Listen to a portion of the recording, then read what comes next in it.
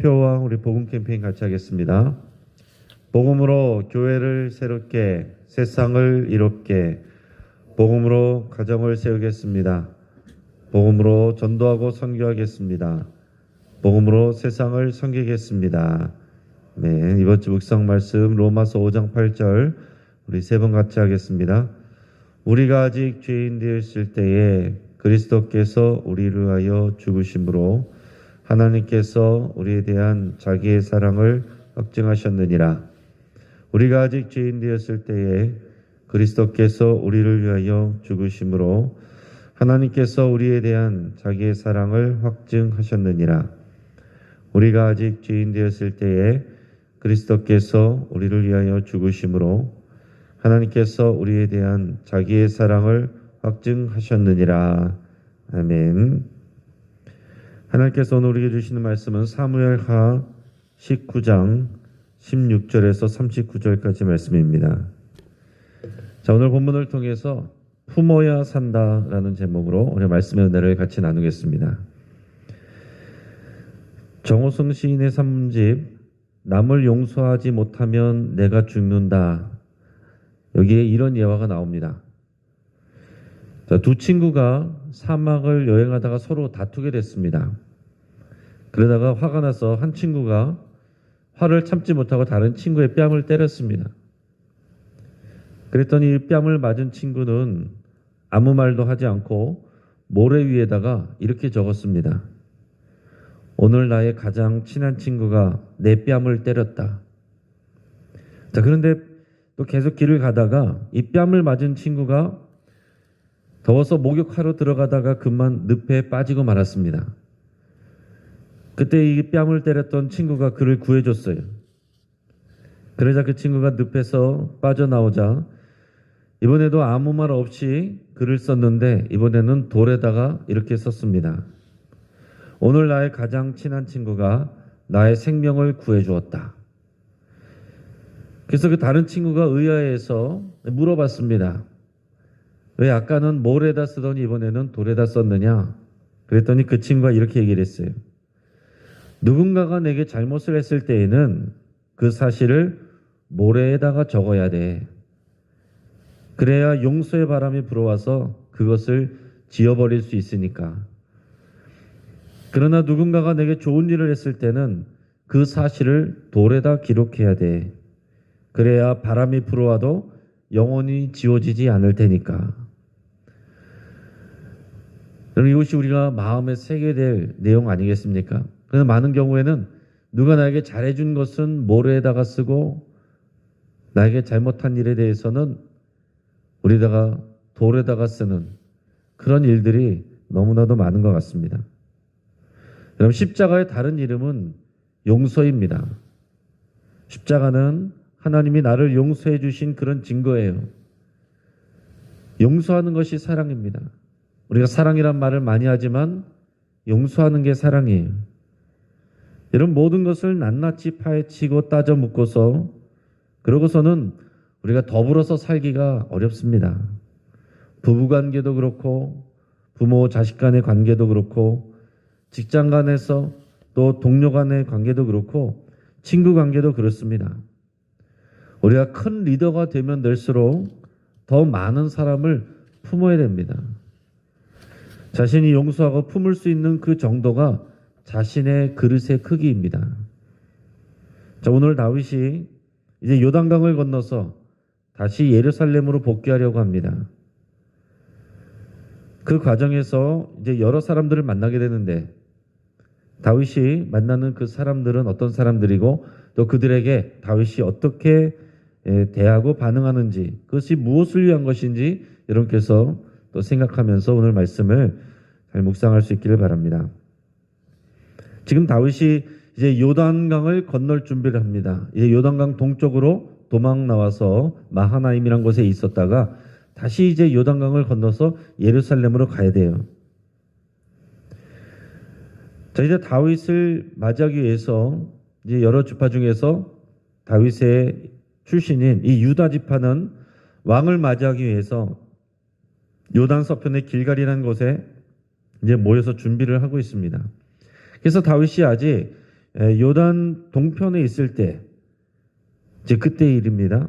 그때에 가장 먼저 이 다윗을 만나러 온 사람이 있었는데 그게 누구냐면 베냐민 사람 시므이라는 사람이에요. 자, 이 사람은 어떤 사람이었냐면 이 다윗이 압살롬을 피해서 도망 나올 때 그때에 이 다윗과 신하들을 쫓아다니면서 돌을 던지고 저주를 퍼부었던 사람입니다. 그는 베냐민 사람 1000명을 대동하고 요단강을 급히 건너서 다윗 왕 앞에 나왔습니다. 아마 대부분의 이제 그 사람들은 요단 건너편에 있었을 테고 이제 시므이는 몇몇 사람과 함께 이제 강을 건너서 왔겠죠. 그래서 다윗 왕 앞에 나왔습니다. 그리고 사울 집안의 종 시바와 그의 가족도 동행했습니다. 이제 다들 베냐민 지파 사람이에요. 자, 시므이는 자신이 한 일이 있기 때문에 후원이 두려웠을 것입니다. 자, 그런데 이 1000명의 사람들을 데리고 왔다라는 것은 자신의 또 위력을, 이 군사력을 과시하는 행동이기도 합니다. 또 그는 다윗 왕 앞에 엎드려서 이제 말하게 돼요. 오늘 본문의 19절, 20절 말씀을 우리 같이 읽습니다. 19절, 20절입니다. 왕께 아뢰되 내 주여 원하건대 내게 죄를 돌리지 마옵소서. 내 주 왕께서 예루살렘에서 나오시던 날에 종의 패역한 일을 기억하지 마시오며 왕의 마음에 두지 마옵소서. 왕의 종 내가 범죄한 줄 아옵기에 오늘 요셉의 온 족속 중 내가 먼저 내려와서 내 주 왕을 영접하나이다 하니. 자, 지금 이제 화해를 하려는 거예요. 그러면서 뭐라고 얘기하냐면 죄를 돌리지 마옵소서. 이 말은 내게 죄가 있다고 생각하지 말아 주십시오. 없던 일로 해 주십시오. 이런 얘기입니다. 자, 우리가 생각을 해보면 이 왕에게 했던 무례한 일, 그래서 그 당시에 옆에 있던 이 아비새라는 그 부하는 요압의 동생이죠. 이 아비새는 그 당시에 저 죽은 개 같은 시므이를 내가 가서 당장 죽이겠다라고 그랬어요. 근데 그때도 다윗이 말렸습니다. 내비둬라. 지금 이것이 하나님이 나를 지금 징계하시는 과정일 수 있으니 그대로 내버려 두라. 그때 그랬거든요. 자, 이제 그런 정도로 이제 지금 수치스럽고 자존심 상할 만한 그런 일이었어요. 죽어도 마땅할 만한 그런 일이었습니다. 그런데 지금 시므이는 와서 얘기를 하는데 내가 죽을 죄를 졌습니다. 이렇게 해도 사실 모자를 판인데 죄를 돌리지 마옵소서. 내가 죄가 있다라고 생각하지 말아 주십시오. 그런 얘기를 하는 거예요. 자, 이것은 용서를 구하는 자의 태도치고는 뭔가 좀 부족해 보입니다. 오히려 자신의 죄를 철저하게 인정하고 왕께서 자비를 베풀어 달라고 그렇게 코를 땅에 박고 구해야 더 맞을 것 같습니다. 이 1000명을 거느리고서 자신의 위세를 강조하는 시므이는 지금 자신의 전적인 잘못을 인정하고자 하지는 않습니다. 그러면서 그냥 좋게 지냅시다. 없었던 일로 합시다. 이런 정도인 거예요. 자, 이것을 보고 그 요압의 동생인 아비새가 또 이것에 대해서 화를 내며 다윗 왕에게 얘기했습니다. 저 사람을 죽입시다. 죽이는 게 마땅하다고 다윗 왕에게 말했어요. 그 일전에 다윗 왕과 그 일행들이 받은 그런 수치, 모욕, 이것을 생각하면 그럴만하죠. 그 아비새는 자신이 받았던 그런 모욕, 상한 자존심, 이걸 기억하고 있는 거예요. 그러면서 너 두고 보자. 이 마음이 있었기 때문에 지금 상황보다는 자신의 상한 감정, 자존심 때문에 저 시므이를 죽입시다. 지금 그렇게 얘기하는 거예요. 거기에 대해서 또 다윗이 뭐라고 얘기하는지 여러분 잘 보시기 바랍니다.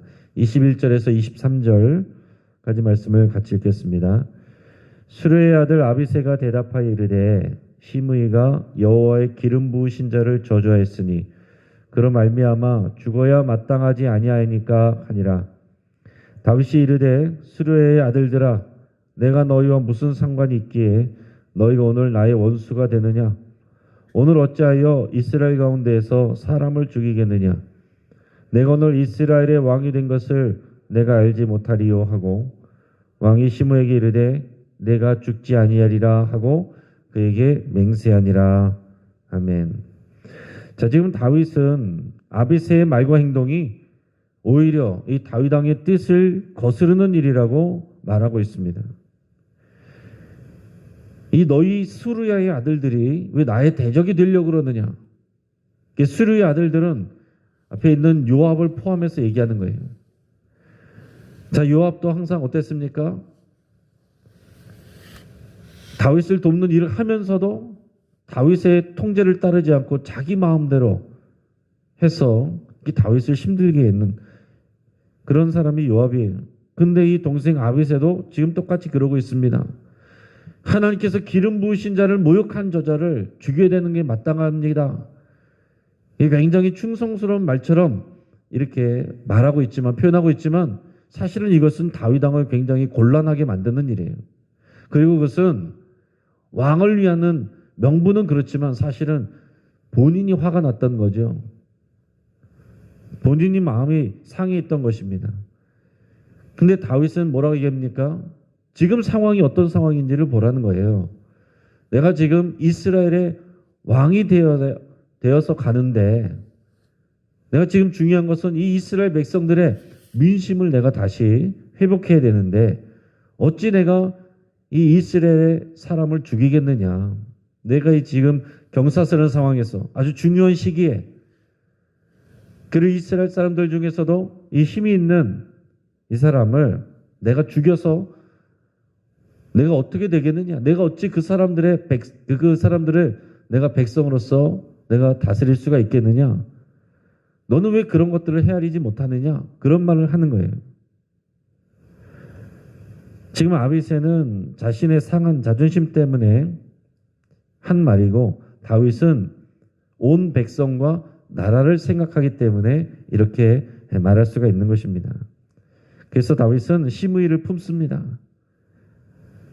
걱정하지 말고 가라는 거예요. 네가 죽지 아니하리라 하고 그에게 맹세를 해줬습니다. 자, 이어서 이제 무비보셋을 또 만나게 됩니다. 사울의 손자이자 요나단의 아들인 무비보셋이 다윗 왕을 맞이했습니다. 24절 말씀을 같이 읽겠습니다. 사울의 손자 무비보셋이 내려와 왕을 맞으니 그는 왕이 떠난 날부터 평안히 돌아오는 날까지 그의 발을 맵시내지 아니하며 그의 수염을 깎지 아니하며 옷을 빨지 아니하였더라. 자, 무비보셋은 왕이 예루살렘을 떠날 때부터, 그러니까 압살롬을 피해서 비참하게 도망갈 때부터 지금까지 발을 맵시내지 않고 수염도 깎지 않고 옷도 빨지 않았다라고 그랬습니다. 왜 그랬어요? 지금 함께 피난 행렬에 참여하지 못했습니다. 그것은 오해받을 수 있는 상황인 거예요. 이 요나단의 아들이지만은 사울 집안의 사람이기 때문에 언제든지 반역의 주체가 될 수 있는 사람인데 다윗 왕이 지금 모함을 받고 반역을 받아서 지금 도망가는 상황에서 함께하지 않았다는 것은 그것은 오해를 받을 수 있는 그런 상황입니다. 그런데 함께하지 못했지만 다윗이 고난받는 동안 자신도 그런 고난받는 그런 상황 속에 있었던 거예요. 그런 같은 마음으로 그런 다윗의 고난에 동참하고 있었다는 것을 지금 보여줍니다. 이렇게 만나게 될 때 다윗이 물었습니다. 너는 왜 나와 함께 떠나지 않았느냐? 그런 의혹이 있는 거죠. 그리고 앞에서 어떤 일이 있었냐면 이 사울 집안의 종인 이 시바라는 사람이 이 시바라는 인물이 앞에서 이 시므이와 함께 왔습니다. 근데 이 시바가 어떤 일을 했냐면 다윗이 도망갈 때에 다윗 왕에게 와가지고 무비보셋을 모함했었어요. 무비보셋이 지금 다윗이 예루살렘을 비우는 틈을 이용해서 사울 집안의 권력을 되찾으려고 한다. 이렇게 모함을 했습니다. 그래서 그때 속상한 마음에 다윗이 그 말을 믿고 무비보셋에게 줬던 사울 집안의 모든 재산을 시바에게 줬습니다. 그럼 네가 다 이것을 관리하고 너의 것으로 해라. 자, 그런 상황에서 지금 앞에서 시므이도 만났고 지금 무비보셋도 만난 거예요. 그러니까 무비보셋에게 다윗이 그런 의혹이 있는 거죠. 정말로 너 나를 반역하려고 그랬느냐? 내가 없는 틈을 타서 네가 다시 왕이 되고자 하는 그런 마음을 품었느냐?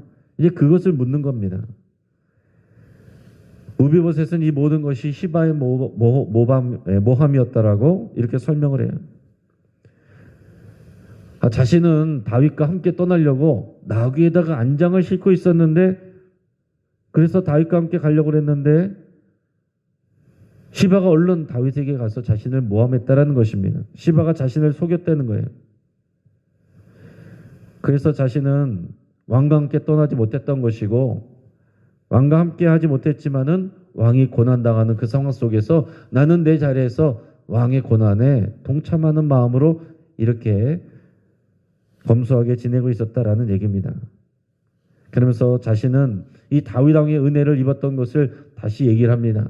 내가 죽어 마땅한 사울 집안의 사람인데 자격 없는 나를 왕께서 왕의 식탁에 앉혀서 그렇게 은혜를 베푸셨는데 내가 어떻게 또 왕에게 또 은혜를 구하겠느냐며 왕이 알아서 나를 처분하시라고 이렇게 얘기를 했어요.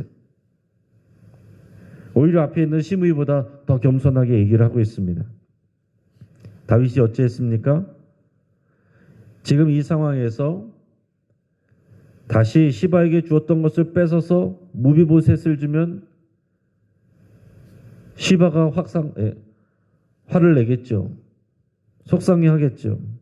근데 이미 줬으니까 그냥 그것을 내버려 두면 무비보셋이 또 마음이 상하겠죠. 어떻게 하면 좋을까요? 29절 30절 말씀 우리 같이 읽겠습니다. 왕이 이르되 다시 읽습니다. 29절 30절입니다. 왕이 그에게 이르되 내가 어찌하여 또 내 일을 말하느냐 내가 이르노니 너는 시바와 밭을 나누라 하니 무비보셋이 왕께 아뢰되 내 주 왕께서 평안히 왕궁에 돌아오시게 되었으니 그로 그 전부를 차지하게 하옵소서 하니라. 아멘. 다윗은 어떻게 했냐면 시바와 그리고 무비보셋이 그 밭을 재산을 절반씩 나눠 가져라 이렇게 얘기했어요. 자, 맨 처음에는 무비보셋에게 다 줬었는데 그 시바 얘기를 듣고 시바에게 줬는데 이제 그것이 모함이었다라고 하니 그러니까 절반씩 나눠 가지라라는 얘기입니다. 지금 일방적으로 어느 한쪽 편만 들 수 없습니다. 그랬더니 무비보셋은 왕이 무사히 귀환한 것으로 내가 만족하니 이 모든 재산은 밭은 시바가 전부를 다 차지해도 저는 상관없습니다. 이렇게 얘기를 했어요. 그래도 다윗은 서로 나눠 갖게 했습니다. 자, 다윗은 무비보셋도 버릴 수 없고 시바도 버릴 수 없는 거예요. 그들을 모두 품는 것입니다. 자, 이어서 바르실레를 또 만나게 돼요. 길르앗 사람 바르실레가 다윗에게 나왔습니다. 그는 처음부터 끝까지 변하지 않고 신실하게 다윗을 후원하고 도왔던 사람입니다. 요단 동편에 마하나임이라는 곳에 피해 있을 때에 도피중인 다윗을 그때도 최선을 다해서 도와줬던 그런 사람이에요. 여러분, 어려울 때 함께하는 사람, 어려울 때 돕는 사람이 진짜 친구입니다. 그렇죠? 내가 잘 나가고 있을 때 그때 함께 있고 나에게 잘하는 사람보다 내가 힘들고 어려울 때 그때 함께 있어주고 그때 돕는 사람이 진짜 친구지요. 이 바르실레가 그런 사람이었어요. 그러니까 다윗의 입장에서 얼마나 반갑고 얼마나 고마운 사람입니까? 얼마나 정말 내 옆에서 다윗을 힘들게 하는 사람들이 많은데 다윗에게 힘이 되고 신뢰할 만한 사람이었겠어요. 그래서 다윗은 바르실레에게 자신과 함께 예루살렘으로 갑시다. 지금까지는 당신이 나를 섬겼으니 이제는 내가 당신을 책임지고 섬기겠습니다. 이렇게 얘기를 했어요. 하지만 바르실레는 저는 이미 나이가 많으니 제가 가면 뭘 하겠습니까? 오히려 왕에게 누를 끼칠 뿐입니다. 하고 사양을 해요. 성경에 보면 그 당시 바르실레의 나이가 이미 80세였다라고 그랬습니다. 내가 무슨 부귀영화를 누리겠다고 이 나이에 왕과 함께 가겠습니까?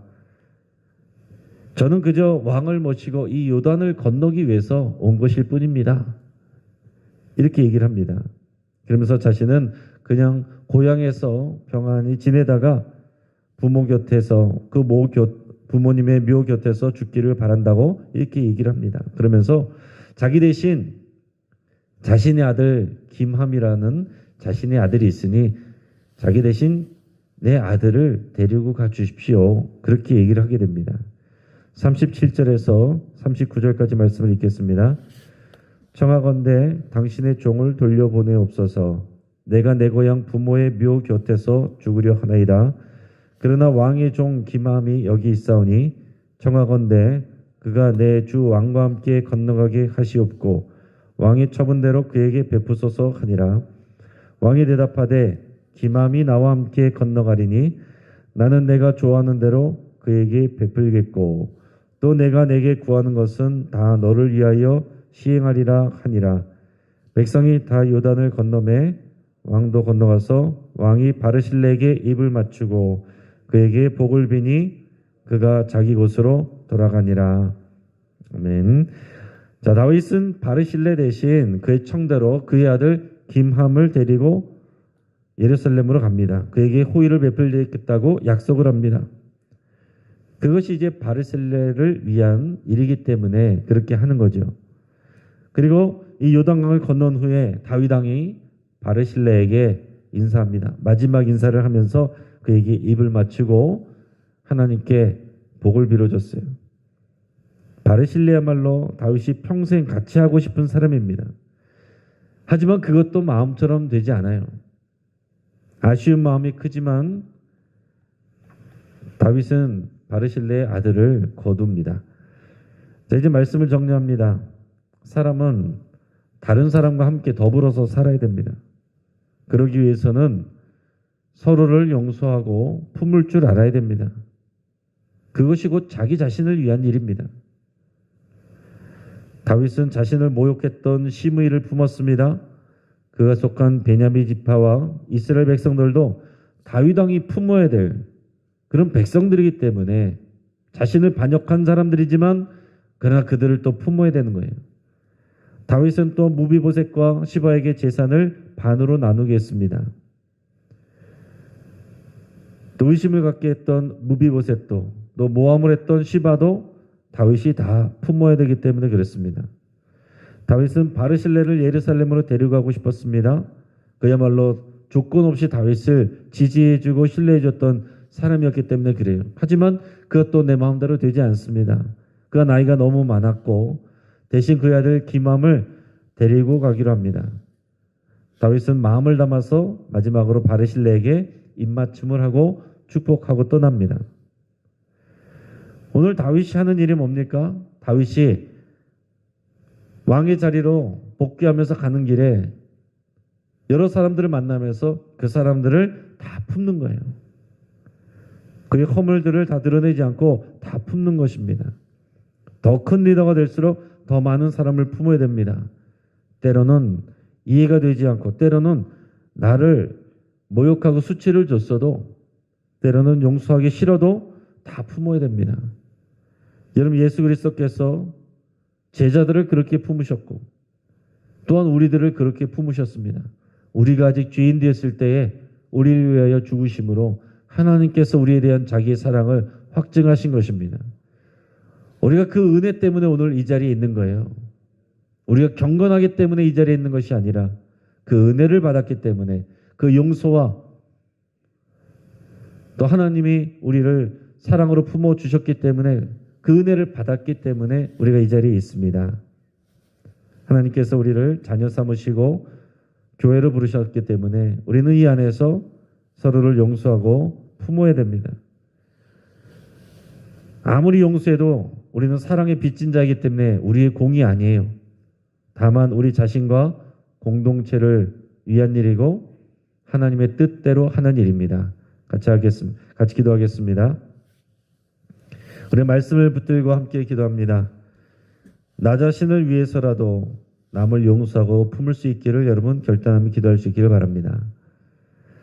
나 자신의 자존심보다 내 공동체를 더 귀하게 여기는, 하나님의 나라를 더 귀하게 여기는 마음을 부어달라고 여러분 함께 기도할 수 있기를 바랍니다. 또 바르실레와 같이 내가 진정한 친구가 되고 진정한 동역자가 되기를 여러분 결단할 수 있기를 바랍니다. 또 우리 가족들을 위해서 기도하면서 우리가 우리 사랑하는 가족들을 신뢰해주고 품어줄 수 있기를 위해서 결단하고 기도할 수 있기를 바랍니다. 가족들끼리도 말이 서로 통하지 않고 이해하지 못하고 품지 못하는 일들이 많이 있습니다. 은혜 받은 내가 우리 가족들을 먼저 품을 수 있기를 여러분 기도할 수 있기 바랍니다. 오늘 금요기도회를 위해서 함께 기도하시고 또 오는 주일부터 시작되는 부흥사경회를 위해서 함께 기도하겠습니다. 또 교회 안에 있는 모든 반목하는 관계들이 서로 상하고 상처난 마음들이 다 회복되고 예수 그리스도 때문에 서로를 용서하고 품을 수 있기를 위해서 함께 기도하겠습니다. 우리 주여 한번 부르짖고 합심해서 함께 기도합니다.